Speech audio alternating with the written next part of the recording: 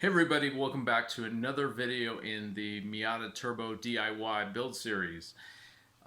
It has been a little bit longer than I would have liked since my last video release. I took a little bit of time off around spring break for the family, but I am back at it. I've made a lot of progress and I'm literally sitting here trying to figure out how I'm going to edit all this stuff. And what I've decided is there are a lot of little fiddly bits that you have to do when doing a completely DIY solution. And instead of hiding that stuff and making it seem like, oh, it's super easy, this is no problem, I wanted to show a few of the things, some of the things that kind of you have to deal with.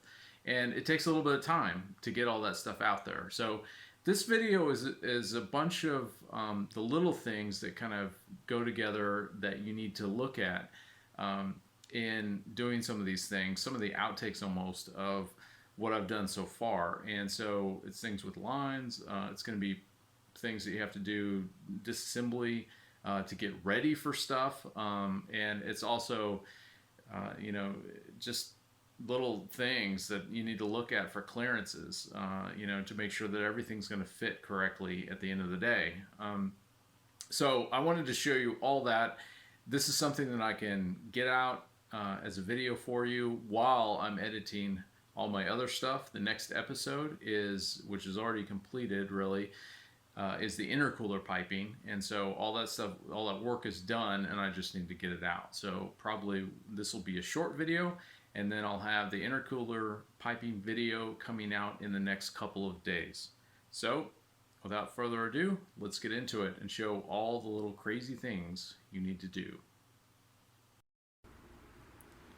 Welcome to my super messy workbench. I wanted to talk for just a second about custom AN lines with a steel braided hose. So what you want to do is you're going to be buying a length of hose. This is 10 AN line. And when you get it, you're going to measure out, how much you need. And so this is the oil return line. And we mark where we're going to cut, and then we put a piece of tape around right over that mark. And the tape needs to be on either side when you cut. And I found a really fast rotary tool like this works good for cutting this. It doesn't crush it like, a bolt cutter type of arrangement or some kind of snips, especially for a 10 AN line where you could get away with that kind of stuff with a much smaller line like a 4 or 6 or even. But with 10, this is kind of stout. And so this has a high rotational speed and it'll cut through this without fraying it. So the tape keeps everything contained as you cut through it. And the key is you want to go squarely across the face of the hose. Once you've got that, then you're going to have your fitting. So we've got our 10 AN fitting. It comes apart in two pieces like this. And the hose end piece, if you look in here, it has a stop just a little ways down in here, like about a little bit less than half an inch down. And on this side, it has kind of what look like threads.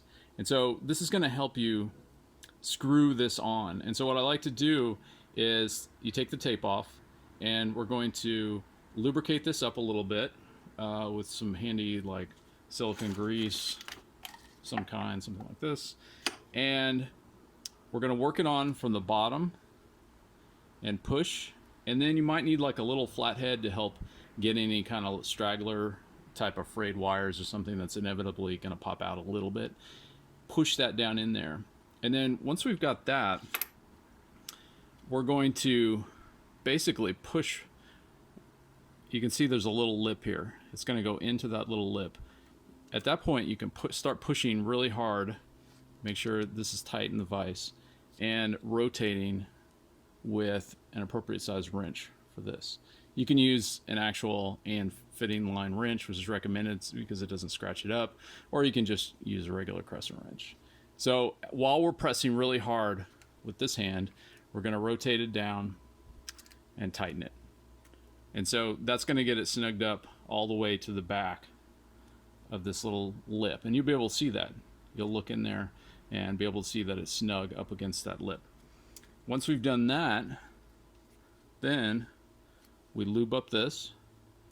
This goes into the hose, and as you screw this down, the first few threads will be easy, but as you screw this down, you want to make sure you're going to shift the vise. Actually, what I like to do is I take this out of the vise and I move it to here. So this is now clamped in the vise, but while you're cranking it down, you want to be holding onto this and pushing this way as hard as you can so that this doesn't back out. In fact, you may, just for safety's sake, you may want to mark this right at the depth that it needs to be to make sure that, or after it's inserted, you know that it's not backing out even a millimeter. So once you've got that screwed down, you'll have your nice new custom A line. So look at that. Completed drain line that we just made. It's going on to this 45, which routes it a little away from the, this is the outlet, you know, for the air. And then this is the little water line. And look how small this thing is. The hose itself is probably 10 inches. So it's just going to go around like this. And then this little 90 goes straight into the block right there. That's how it looks on the car.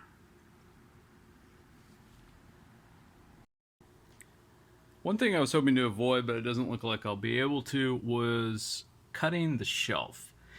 And so this is a common thing that has to be done with a side mount turbo. You know, side mount meaning it's the manifold's right here and the turbo just sits right here, as opposed to a top mount turbo, which the manifold curves up and the turbo mounts on top, or a bottom mount, which is the reverse, and it's underneath here. And so on a side mount, you don't have a lot of space. Now this clears just fine inserting it like it is, but if you notice, this whole time I've had 4 studs out, these studs on the corner. So the studs on the corner had to be replaced anyway with longer studs. And so this is going to make it pretty much impossible to install the turbo and manifold at the same time. Now, an alternative to cutting the shelf is installing the manifold first and then installing the turbo onto the manifold. But the way the nuts are arranged in the stud pattern, that is super annoying. So I mean, screwing those things down at that angle, you can barely get wrenches on them as it stands. This is going to hopefully save a lot of time. I don't think it's going to look too bad. Basically what we're going to do is we're going to make, I made a little mark, you probably can't see it because it's in black Sharpie on the black paint, but it's about 1 inch inwards from here, and then it's going to go another 4 inches to right in front of this spot weld right here. So it's going to go like that. And what that's going to do is allow the compressor housing to kind of fit in there as you tilt it down so that it's flat, and then it can insert onto the studs like this. So that will hopefully help with the install process. While this is open, as you can see, I've got my line installed here and ready to go. This is just going to loop around and come up, go on top. I've got my flex hose in here. This is a little bit tight. There is definitely some clearance issues right here between these AC lines, but it does fit. I don't think that it will be a rubbing issue because it really just, it can't move. And I don't think it's going to be a problem from a heat perspective. It's the metal line against the flex hose. It's just something to inspect, I guess, as we go forward. You know, it's something to look at over time just to make sure there's no rubbing or whatever. One of the hoses is already wrapped with some insulation that's similar to this stuff, and so that's going to prevent that. But on the other side, it is metal right there. So this is really tight in there, but there is flexibility. So when the engine, you know, shakes as it does, this will flex and it flexes below. So I don't feel like there's going to be much rubbing. Oh yeah, that's what I'm talking about. So you can see that oil drain line snake up and past the it looks like it's touching, but it's not. There's about 10 millimeters of space, and then into the fitting for the oil pan, and then you can see our line here, and then this is what I'm talking about, the clearance issue with our hose for the coolant. It's pretty tight in there. However, the bottom part, you can see that's some insulation, so that side is not a problem. It's just that upper AC line, which is metal right there. But there's no sharp edges. All those edges are rounded, so I think it should be fine. The rubber's kind of thick right there anyway. But yeah, I think it'll work. We shall see. Okay, so you know that little bracket that's right here holding on that hard line? I decided to drill that out. And it's held on there by 3 little spot welds. Yours may be in slightly different places. I don't know how standardized this is. But you can get in here with a little right-hand drill. The power steering lines are right here, but it's a little tight, but you can get in there. And I just drilled it out. I thought that would be a little bit cleaner than just hacking this off. There would be less sharp edges. And just to show you what I used, just a little spot weld drill bit. You can pick these up for a couple bucks, and the little right hand attachment.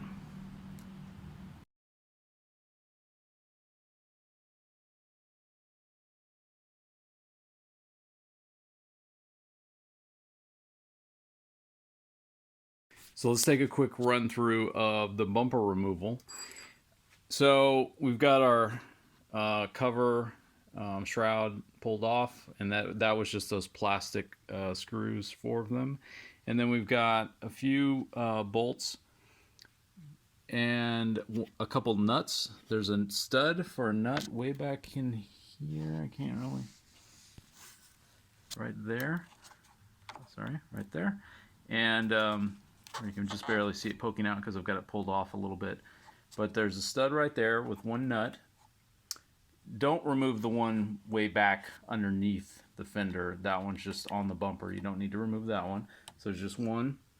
And then there's bolt, bolt, bolt, bolt, bolt, and then another stud on this side. And then as you can see, I pulled it back a little bit. There are 2 on the inner panel right there. Those 2 studs coming out of the bumper. There are 2 nuts on the other side. And the way to get to those is basically just from underneath the car, flat on your back, reaching up. You can just barely see them. Let's turn around and take a look. All right, so just to orient yourself, I'm on the passenger side. This is the radiator. You follow the radiator over here to the wheel well, and you can see those 2 studs right there. And you can reach right up underneath this fender liner and actually get to it. If you have a box end wrench, or especially a ratcheting box end wrench, it's a 10 millimeter, you'll be able to get in there no problem. You don't really need to remove the fender liner. What you will need to remove, because it's attached to the bumper, are these little, at least one of the bolts for the support, upper support, and then there's another rod down here for the lower support. You probably will have removed that already to get the under tray off. And then finally, there's one more screw hole that goes right there. These are not lining up because, as you saw, it was pulled off a little bit, so I could illustrate where those things are on the front. But that's basically all you need to do. You don't have to even take off the wheel or really remove too much of the fender liner. You could make it a little easier on yourself by removing that little guy right there. That's not a metal screw. That's one of those plastic screws like we found on top, which are annoying. But it's not that bad, and you can that way you can peel this back a little bit and give yourself a little bit more hand space. All right, so the bumper's off, but now I'll show you last little bit. Underneath here, I got a little bit better shot of it now, is a few of these demon plastic screws. So basically what they do is it's a little plastic screw that goes into this tiny little enclosure, which clips into this thing, which, as you can see, spins completely freely. So these may or may not come out. I basically had to chop them off to get these things off because there was no way to come in from either the back or the top to really keep those from spinning in any reasonable way. So these will probably just have to be replaced, come up with something slightly different. And then had a little gift. Had all these little towels were wadded up. They're right up here against the bumper. I think it was maybe had a fender bender or something, and it dented the bumper in, and to help push it out, they wadded up some shop towels and shoved it in there. So I don't know. I guess mission accomplished, because it's no longer really noticeable. There's a small indentation up here. Sorry, I don't know if you can see it with the light, but I think it's fixed now. I don't know how long it's been like that. Anyway, got the bumper kind of just positioned back here on the back.